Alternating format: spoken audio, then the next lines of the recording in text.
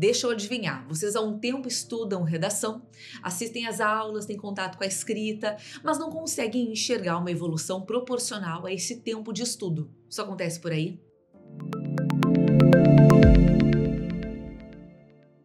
Eu sou a professora Luana, prof de redação aqui do GG, e tô aqui para te apresentar 10 armadilhas que podem te colocar nesse lugar de insatisfação com a qualidade da tua escrita, insatisfação com a falta de segurança no processo. Beleza? Vamos pensar juntos? Gente, essas 10 armadilhas, elas são muito normais. Normais porque a escrita da redação é um lugar de muito medo, de resgate de receios anteriores lá do tempo da escola, do fato da gente não ter escrito, do fato da gente não ter pensado criticamente sobre muitos temas, do fato da gente não ter sido instigado a construir uma comunicação com qualidade, com segurança. Então, há muita base para esse medo. E quando essa base ela é instaurada, da gente para a gente, esse que é o problema. A gente começa a criar umas narrativas, a conversar com a gente, porque a gente é permeado de pensamentos, né? Não somos os nossos pensamentos, somos essa consciência que fica atrás, assim, ó, observando os pensamentos que aparecem. E às vezes a gente acata alguns pensamentos como verdade. E certamente essas armadilhas que eu vou trazer a vocês aqui agora são acatadas por vocês como verdades absolutas. Ninguém nunca disse que não era, ninguém nunca disse diferente. Então a gente vai assumindo isso e vai aplicando isso, inserindo isso no nosso fazer, o que vai nos atrapalhando, o que vai atrasando o nosso movimento de segurança, de aperfeiçoamento, de evolução na escrita, beleza? Então, primeira armadilha importante, que é alimentar o discurso de que você não nasceu para escrever. Abre aspas. Luana, eu não nasci para escrever. E não é só afirmar isso, é alimentar esse discurso. A cada redação que chega, a cada aula que tu assiste, a cada tema que aparece aí que tu fica com medo, a cada prova que tu faz, tu vai alimentando. Luana, eu não nasci para escrever. Luana, e alimentar esse discurso é uma maldade da gente com a gente. Até porque tu já deve ter ouvido em aula, e senão eu tô aqui para te afirmar. Ninguém nasceu para escrever. E a tua redação do concurso público, do vestibular, do concurso público, que é esse texto mais técnico, a tua redação não depende de habilidades anteriores a um processo de aprendizagem, um dom. Não depende disso. É um texto técnico, é um texto que tem segmentado, especificado o que tem que ir em cada parte dele. É um texto que a gente consegue levar para a prova muitas coisas já pré-organizadas para otimizar o nosso tempo, para ter certeza que nós estamos fazendo aquilo que tem que ser feito. É um texto que não depende de criatividade, é um texto que não depende de super habilidades, é um texto que exige entendimento do que vai em cada parte do texto e prática para conseguir aplicar isso com qualidade e com segurança. Ponto. Eu já conquistei notas insanas, muito grandes, aprovações lindas com pessoas que até então, antes de começar a se preparar, nunca tinham pego uma redação na vida. Pessoas que se apresentavam como, eu sou da matemática. Geralmente quem não vai bem na redação de primeira, quem não se sente à vontade com redação, tem esse discurso, eu sou das exatas, eu não sou da área da comunicação, não sou das humanas. E conseguiram mesmo assim uma nota muito importante. Então esse é a primeira armadilha que eu gostaria de fomentar, de colocar. Não alimentem o raciocínio de que vocês não nasceram para escrever. Até porque isso não importa, isso não interessa. Não interessa se tu gosta ou não. Não interessa se tu te sente à vontade ou não. Interessa o fato de tu saber o que vai em cada parte do texto e ter estratégia, ter a técnica de escrita. Isso interessa. Ponto final. A segunda armadilha importante é a expectativa de que o medo da escrita vai passar. Ele não vai. E olha que forte que eu tô te dizendo. Primeiro que esse medo, vamos pensar sobre o medo primeiro, não sobre redação, o medo.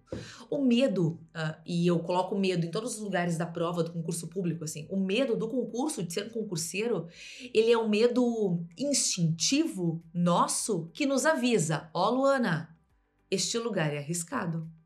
O medo tem essa função, né, de sobrevivência. Ô Luana, este não é um lugar confortável. Tem certeza que tu quer te colocar nesse lugar?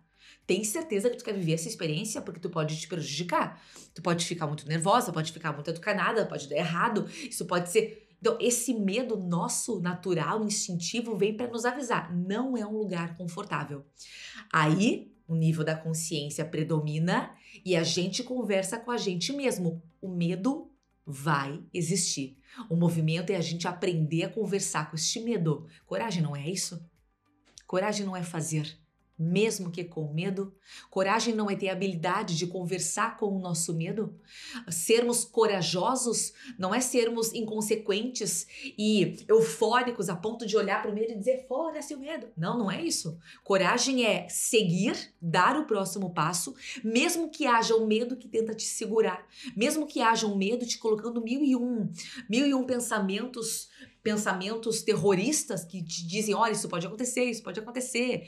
E a coragem é olhar para esse medo e dizer, não, eu vou mesmo assim. Porque há consciência de que, embora seja de fato um lugar desconfortável, é uma decisão estar aqui. Eu até te pergunto isso, é uma decisão tua estar aqui? Sim ou não? É uma decisão tua fazer concurso público, sim ou não? Ah, não, porque se tu fizer concurso público de forma obrigada, alguém está te obrigando a fazer e tu não quer, olha, aí realmente é difícil. Mas se foi uma decisão tua, se tu enxergou no concurso um meio de uma vida melhor, então, meu filho, pega essa. O medo não vai embora. O que acontece é que a gente cria, aqui nas aulas eu faço isso com vocês, é que a gente cria ferramentas para conversar com esse medo. Quais são os argumentos? Eu já estou antecipando isso. Tu vai ter que conversar com medo. Já estou te dando argumentos para tu conversar com o teu medo. Quais são os argumentos que o medo vai usar lá na hora da prova? Ele vai olhar para ti, pleno, desgranido, desgraçado, e vai te perguntar, mas tu escreveu redação? Ele vai te perguntar. Então já bota aí na tua listinha, escrever redação. Ele também vai te perguntar, mas tu assistiu às aulas da Luana? Ele vai te perguntar, então já bota na tua listinha, assistir às aulas da Luana. Ele também vai te perguntar, mas tu estudou os temas possíveis? E se cair esse tema? E se cair este tema? Por ter estudado comigo em aula, tu sabe que a gente não estuda por tema, né? A gente estuda por eixo temático. Então tu vai conversar com o teu medo. Não, só um pouquinho.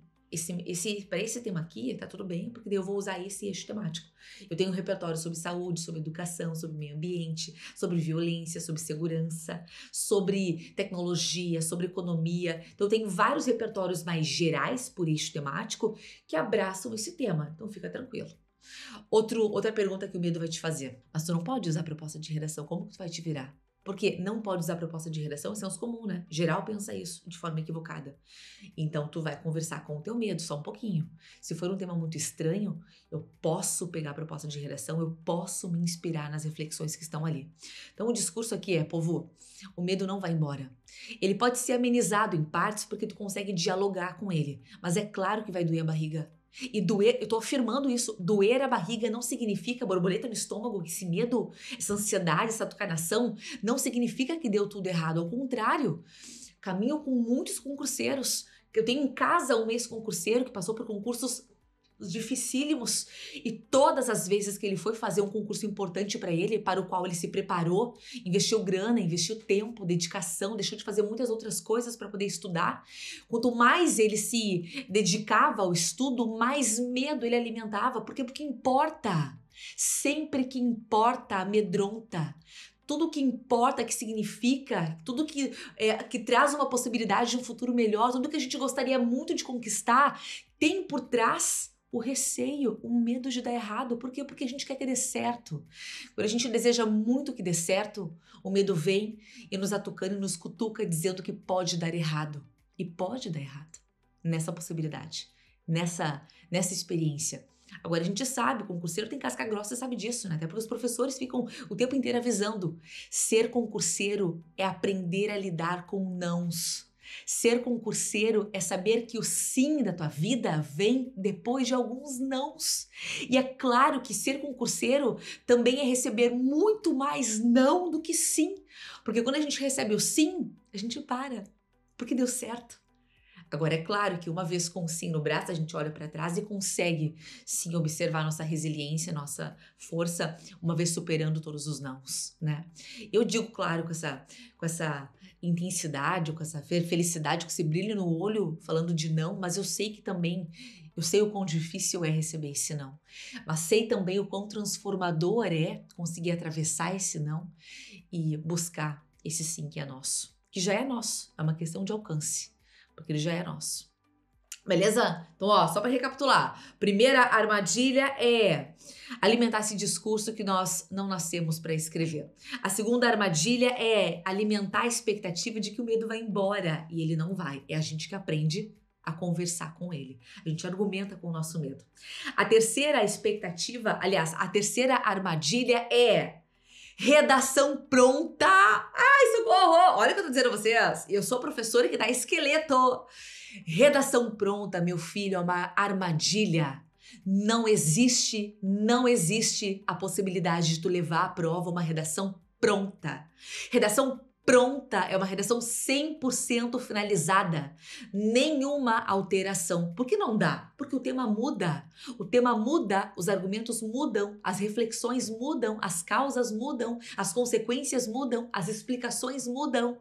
Há coisas que não mudam, Luana. Há coisas que não mudam. Muitos conectivos não mudam. Muitos verbos, muitas construções frasais não mudam. O que é uma introdução, desenvolvimento e conclusão não muda.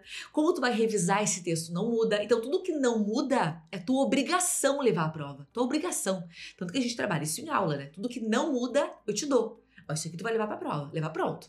Agora, o que muda é tua responsabilidade adaptar. Se tu levar uma redação pronta pra prova, decorada, 100% decorada, tudo aqui, ó, na ponta da língua, tô te avisando, vai dar errado. E é muito importante isso que a gente tá fazendo pra colocar as nossas fichas em algo que a professora disse com certeza, com essa cara de louca olhando pra vocês, dizendo que vai dar errado. Com certeza vai dar errado.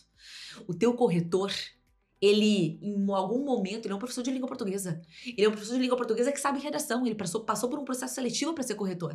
Então é certo que em algum momento ele lecionou redação. Certo é forte, mas é muito provável que em algum momento ele lecionou redação. Ele conversa com alunos que estão se preparando para redação. Então ele sabe das estratégias, inclusive de texto pronto, coringa. Ele olha para uma redação e ele sabe dizer que é uma redação pronta.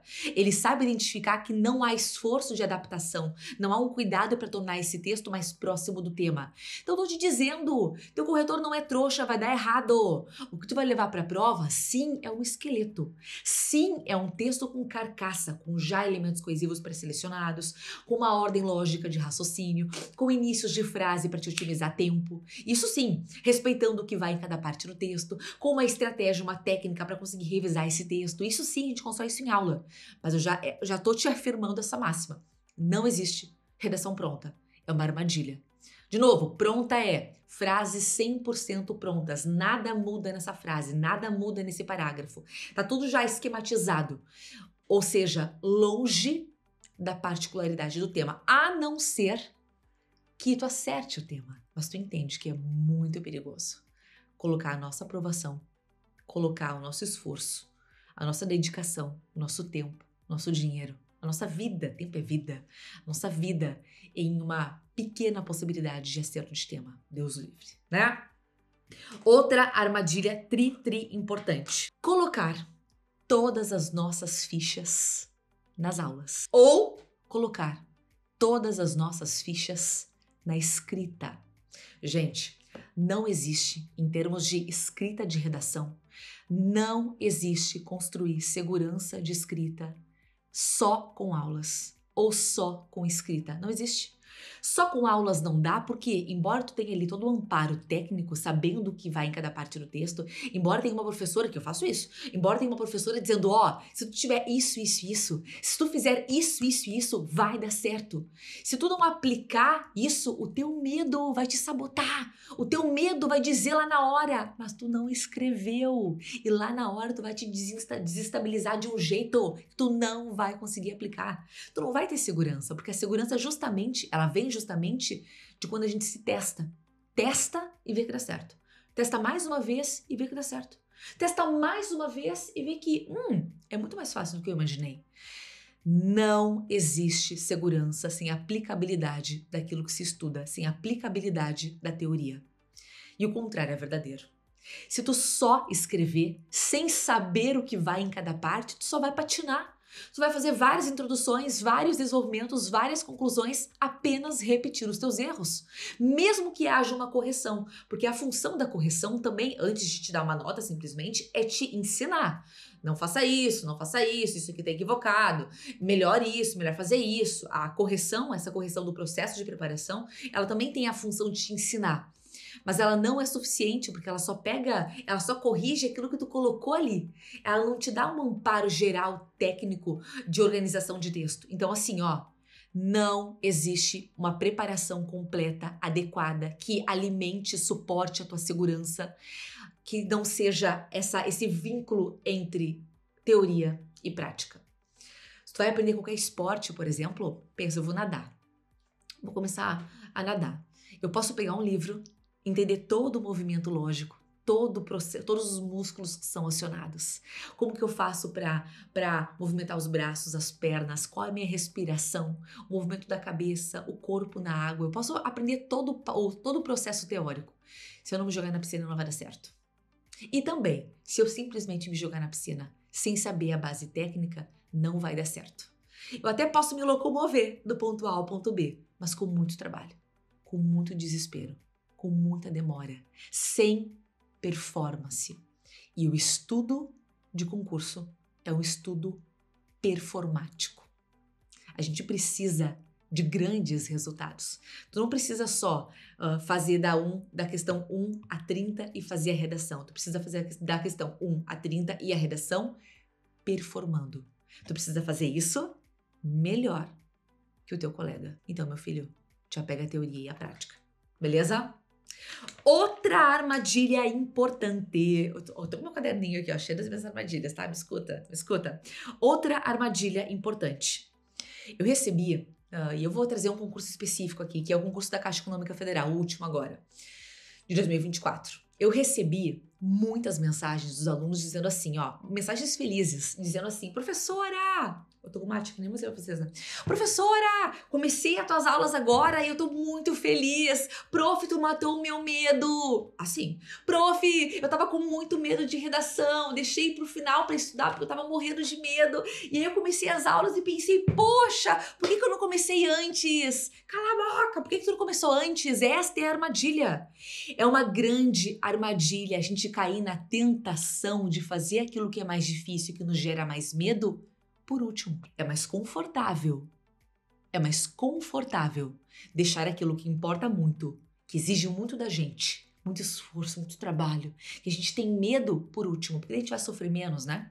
Se a prova é em abril, se a prova é em março e a gente começa a estudar redação, fevereiro, socorro, a gente começa a estudar fevereiro, eu vou ter menos de um mês para sofrer. Claro, se tu começar a estudar em novembro do ano anterior, em julho do ano anterior, tu vai ter mais tempo de sofrimento e de preparação. Mais tempo de sofrimento e de colocar também as tuas dores no palco e solucioná-las. Mais tempo de sofrimento e também de lapidação desse teu medo. Se tu sofrer menos, tu vai ter menos tempo de lapidação. É lógico. Não caia na armadilha de deixar. E é uma armadilha, escuta, é uma armadilha que a gente cria pra gente. Autossabotagem? Uma palavra muito importante aqui, peraí que ela não tá aqui, ó. Procrastinação. A base da procrastinação é essa. Não quero fazer agora, porque eu quero fazer perfeito, quero esperar a hora certa, que eu tô me sentindo corajoso, que eu tô me sentindo tranquilo, que eu tô me sentindo confiante, e aí eu vou começar. Quando, meu filho, tu vai te sentir confiante antes de começar? Quando tu vai te sentir seguro para começar? Se a segurança e a confiança vêm ao decorrer do processo e ao decorrer da identificação de uma melhora. Como tu vai te sentir pronto para começar se a gente nunca se sente pronto para escrever? Nunca. Nem depois de assistir todas as aulas. Sempre. Lembra do método que eu te falei? Ele sempre vai estar aqui. Não existe a hora perfeita. A hora perfeita é quando tu sabe que neste concurso que é importante para ti a redação. Então é agora. A lógica deveria ser, quanto mais medo eu tenho da área, quanto mais dificuldade eu tenho na área, mais cedo eu vou começar a trabalhar. Essa é a lógica. Tu até pode fazer as suas escolhas erradas a partir de agora. Tu pode continuar deixando para estudar redação por último. Mas eu quero que isso fique ecoando na tua cabeça. É uma escolha consciente. Porque tu sabe o que tu tem que fazer. O que eu preciso fazer mesmo, Lana? O que é mais difícil, primeiro. O que te exige mais, primeiro. O que é mais difícil exige mais tempo, tempo para absorver, maturar esse conteúdo. Gosto da palavra absorver. Maturar, sabe? A gente passa por ele. Aí passa de novo. Aí testa. Aí testa, dá errado e reconfigura. Aí escreve mais uma vez, dá errado, volta à aula. Como que tu vai ter tempo para isso em 1 mês? Em 2 meses? Olha o imediatismo do concurseiro, do estudante, que é para ontem. Como algo tão complexo como aprender a escrever com qualidade vai ser para ontem. Armadilha pura, beleza? Parece que eu tô brava, mas não tô. Tenho cara de louca mesmo. Outra armadilha super, super importante. Receber a correção desse texto aí, teu corretor. Pegou teu texto, marcou tudo que tá errado. Também, se for um bom corretor, fez sugestões em relação ao que poderia melhorar. Receber essa correção que foi feita para a gente crescer, receber essa correção com o coração. Ai, olha só o que o corretor fez. Ai, olha a nota que o corretor me deu. Não, o corretor não te deu essa nota. Essa nota foi construída por ti, porque faltou caminho, faltou força, faltou percurso, faltou intelectualidade, faltou conhecimento, faltou habilidade. E tudo bem? Tudo bem. Por quê? Porque a cada escrita tu constrói habilidade. Que péssimo seria se ele não marcasse os teus erros. Que péssimo seria se ele te enganasse em relação à nota. Se ele te desse uma nota fraudulenta, uma nota que camuflasse os teus erros, né? Tu quer ser abraçado ou tu quer ser aprovado? Tu quer ser abraçado ou tu quer ser aprovado? Tu quer ser aprovado. Então segura a bucha da correção. A gente recebe a correção com racionalidade, não é com emoção, não. É com racionalidade. Quais foram os meus erros? Quais são os critérios? Começa por aí. Quais são os critérios de correção? Tal. Ok. A Luana disse que em tais critérios eu não posso perder ponto. Tem disso, né? Em aula eu construo isso com vocês. Em tais lugares você não pode perder ponto. Por quê? Porque é objetivo. Botou ou não botou? Puta, não botei. Rachou. Perdeu ponto por rachada. Não dá pra perder ponto por rachada. Não em performance. Não resultado com performance. Tá? Então, quais são os critérios? Onde eu perdi? Gramática. O que é de gramática? Crase. O que é de crase? Porque daqui a pouco tu até sabe a regra máxima da crase, que é não ocorre crase diante de palavra masculina, tá? Mas tu botou uma crase diante de um verbo. Então é um erro específico. Tu até sabe que não ocorre crase diante de palavra masculina e diante de verbo, mas tu colocou uma crase diante de um pronome, que não era o pronome possessivo feminino. Então, o ponto é, o que do que? Errei estrutura, mas o que é da estrutura? Errei gramática, mas o que é da gramática? Errei argumentação, mas o que é da argumentação? Consciência. Não existe receber uma correção sem analisar a tua correção. A correção é uma segunda aula. A correção é o norte daquilo que tu não pode fazer na próxima redação. Beleza? Esse é o nosso combinado. Outra máxima, outra armadilha que linka com a anterior, que é isso, que é receber a correção. Uma armadilha muito grande é tu te atrapalhar com o tempo de preparação. Puta, falta 1 mês só pra prova. Eu tenho 5 redações pra escrever. O cursinho me deu, 3 redações pra escrever. Vou escrever agora, escreve as 3 juntas. E manda pra correção. Perdeu a oportunidade de evoluir a cada correção. O movimento lógico de engrandecimento e de aperfeiçoamento do texto é escrever, ter a sua redação corrigida, a partir desta correção, escrever a outra redação. Ter a sua redação corrigida, a partir desta correção, receber a outra redação. Escrever a outra redação. Que crescimento vai ter se tu simplesmente escrever 3 redações sobre 3 temas diferentes, repetindo os mesmos erros gramaticais, estruturais, argumentativos? Então, esta é, mais uma vez, a armadilha. E observa como essas armadilhas, elas vão... uma vai desencadeando a outra, né? Porque a gente tá falando aqui de, por exemplo, uma vez procrastinando e esperando muito tempo para começar a estudar redação, tu não vai conseguir assistir às aulas com qualidade, não vai conseguir escrever com qualidade. Vai escrever tudo ao mesmo tempo, sem aproveitar as propostas de redação, sem aproveitar a correção para aí conseguir escrever de uma forma mais aperfeiçoada, uma vez considerando os erros apontados. Olha como uma coisa vai levando a outra, né? Olha como a questão da mentalidade também, de achar que tu não sabe escrever redação, que tu não nasceu para isso, vai alimentando a tua procrastinação. Socorro, socorro. Outra armadilha importante. Pular etapas. Pular etapas e se preocupar muito com o tempo de escrita no início da preparação. Olha, escuta, prof. Pular etapas do início, tá? Um ponto importante daqui a pouco, tu já sabe o que é uma redação. Daqui a pouco, há um tempo, tu escreve redação. Então, tu tem bagagem para escrita. Tu sabe o que é e tu consegue trabalhar bem. Ah, bom, isso é outro ponto, né? Outra situação. Aí tu consegue pular algumas etapas. Eu não sou a louca que acha que todo mundo precisa fazer as etapas, precisa passar pelas etapas. Quais são as etapas? Analisar a proposta de redação. O que está nessa análise? Marcar as palavras importantes da frase temática, ler os textos motivadores com atenção, tirar aquilo que dá para tirar dali para poder fazer o seu texto. Essa é a primeira etapa, proposta de redação. A segunda etapa é escrever, aliás, projetar o seu texto, especialmente os parágrafos de desenvolvimento. Organiza. O que vai estar no D1? Qual é o argumento? Como tu vai defender esse argumento? Qual repertório tu vai colocar? Como tu vai explicar isso? Projeta a tua redação por tópicos, especialmente nos parágrafos de desenvolvimento. Proposta de redação, projeto de texto. A terceira etapa é coloca essas ideias no teu esqueleto, que é fazer o rascunho, né? Faz o rascunho da tua redação. A quarta etapa é revisa o teu texto antes de passar limpo. E aí tem técnicas para revisão. E a quinta etapa é passa o teu texto a limpo. É claro que nem todo mundo precisa passar por essas 5 etapas individuais. Por quê? Porque quando a gente tem familiaridade com a escrita, a gente reúne etapas. Quando eu vou ler a proposta de redação, ao mesmo tempo eu já estou fazendo o projeto. Quando eu vou fazer o meu rascunho, ao finalizar cada parte do texto, eu já estou revisando. E depois eu passo a limpo. Então, o que era 5 etapas pode se tornar 3 etapas. Dá para agilizar. Mas isso é com o tempo, com a maturidade linguística textual. Quem está iniciando não pode pular essas etapas. E outra, quem está iniciando tem que ter a consciência de que vai demorar para escrever. Ah, não, agora eu vou pegar a proposta que a Luana me deu. Ok, vou fazer minha redação. Há pessoas que passam uma semana escrevendo. Sim, por quê? Porque até escolher os argumentos, aí fica nervoso, aí para um pouco, aí vai tomar um chimarrão, aí volta. Aí, é isso. É normal, Luana? O início é individual. O início... É claro que na hora da prova tu não vai ter isso, né? Na hora da prova, nós temos sim um tempo que é adequado. 1h30, 1h40, 2 horas, como você apertar. Esse tempo existe. Mas até a gente chegar a este tempo é uma questão de processo, aperfeiçoamento, maturação. E o que eu tenho para te dizer é, nós temos tempos de maturação diferentes. Por quê? Porque temos pontos de partida diferentes. 2 alunos, 2 estudantes, a Luana e o Matheus. A Luana estudou em escola particular. A Luana, ela teve redação na escola.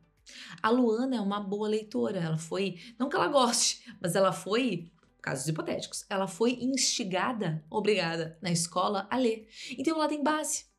Ela tem leitura sobre diferentes áreas, ela tem uma família que faz ela pensar sobre temas importantes. O Matheus nem tanto, não teve a mesma sorte. O Matheus é aluno de escola pública. O Matheus não escreveu redação. O Matheus também não tem uma família escolarizada. Os pais não têm graduação, ensino básico incompleto. Então, eles não têm esse senso crítico apurado e eles não valorizam a educação e a criticidade como poderiam, como deveriam, até porque ninguém entrega o que não tem. Né? Se eles não foram levados a valorizar, eles também não valorizarão. E também não farão com que o filho valorize, por exemplo, né? Eles, estão vendo? São situações. E outra situação. A Luana trabalha, o Matheus não trabalha. A Luana não tem filhos, o Matheus tem filhos. Tantas situações que a gente pode explorar que mostram que temos pontos de partida diferentes. Temos possibilidades de estudo diferentes. Essas possibilidades nos impedem de conquistar nossa aprovação? Não. Mas não vivemos num país cor-de-rosa, que a verdade seja dita. Esses pontos de partida que são diferentes te colocam em um tempo de estudo diferente. Se tu tem que trabalhar, tu vai estudar por mais tempo, porque aquele que não trabalha tem mais tempo agora para estudar. Se tu tem filhos e não tem alguém que cuide de teus filhos e tu tem que conciliar cuidado dos teus filhos com o teu estudo, tu vai demorar mais tempo para ser aprovado. Por quê? Porque tu vai ter que diluir o teu estudo em mais dias, mais meses, mais anos. E tá tudo bem. É uma consideração. Isso é, povo, isso é se abraçar, isso é se entender, isso é ser verdadeiro consigo, sabe? É ser, inclusive, leal, assim, com a tua realidade. Bom, é a realidade que eu tenho. Essa realidade me impede? Não. Me dificulta? Sim. Dificuldade não é impedimento. Vejam, vou abrir um parênteses. Minha fala pode estar sendo um pouco dura aqui. E eu não quero, de forma alguma, desrespeitar o teu contexto e desrespeitar a tua realidade e colocar todo mundo nessa perspectiva meritocrata que todo mundo consegue. Mas se a gente não se colocar nesse lugar, sabendo que temos realidades diferentes, mas que com mais tempo para diluir o meu estudo, para executar aquilo que eu tenho que fazer, eu consigo, no que a gente vai acreditar? É uma escolha. Eu posso assumir, então, o fato de eu não conseguir. Ah, bom, com essa realidade eu não vou conseguir. Então, o que tu tá fazendo aqui? Tu tá assistindo a esses vídeos para te martirizar? Ah, porque tu gostaria de poder estudar? Ou tu tá aqui para encontrar um jeito de estudar e de ser aprovado? Fechei o parênteses. Socorro, vou ser cancelado. Outro gatilho importante, armadilha importante. Uma vez, aí já é um outro patamar, olha só. Tu estudou, escreveu, melhorou, carimbo de parabéns. Só que, mais fez a redação numa prova, foi bem. Luana, não passei, tu acredita que eu não passei por matemática? Porra! Eu tinha muita dificuldade, Luana, em redação, e aí fui ter bem em redação. Tu me ensinou, fui ter bem em redação. Mas aí não fui bem em matemática, então na próxima prova eu tenho que estudar mais matemática, tá? Tudo bem, é isso, a gente vai equilibrando os pratos, né? Mas qual é o gatilho, a armadilha aqui, na verdade? É achar que uma vez aprendendo a escrever redação, a gente vai escrever bem redação para sempre. 1 mês sem escrever, 3 semanas sem escrever, 2 semanas sem escrever, a mão começa a endurecer, a engessar. O pensamento, o raciocínio argumentativo começa a travar. A gente começa a perder o ritmo. Então, cuidado. Cuidado com esse espelho retrovisor. Olha para trás. Observa tudo o que tu teve que fazer para alcançar este patamar. O mínimo é fazer a manutenção da escrita. Tu não vai ter que assistir a todas as aulas de novo, não. Tu não vai ter que colocar toda aquela potência de novo na tua preparação, porque tu já aprendeu. Mas tu não pode negligenciar a necessidade de fazer a manutenção disso. E por fim, a última armadilha que eu quero trazer aqui é não ter um plano de revisão. É uma visão equivocada achar que revisar o seu texto na hora da prova é ler o seu texto todo na íntegra novamente. Não é. Eu não vou dizer qual é a revisão, porque daí tu tem que ser aluno do GG maravilhoso. Te organiza para isso. Nós temos técnica de revisão. Eu dou uma sigla que traz pontos específicos de revisão, pontos específicos que tu tem que procurar no teu texto.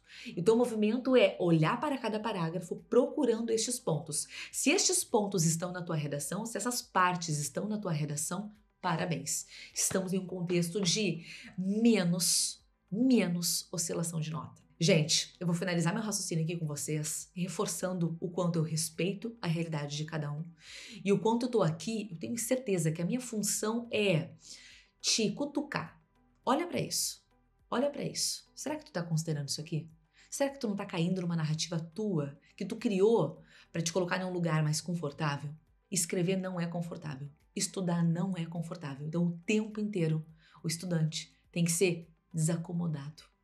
Porque é uma tendência natural que a gente tem de encontrar cenários mais confortáveis, de procurar cenários mais confortáveis. Eu tô aqui para te lembrar de novo que estudar não é confortável. E a nossa coragem tá aqui, que é permanecer no desconforto até dar certo. Meu Instagram, @LuanaSchoner, te espero por lá também pra gente poder continuar nosso raciocínio. Valeu? Beijo, se cuida!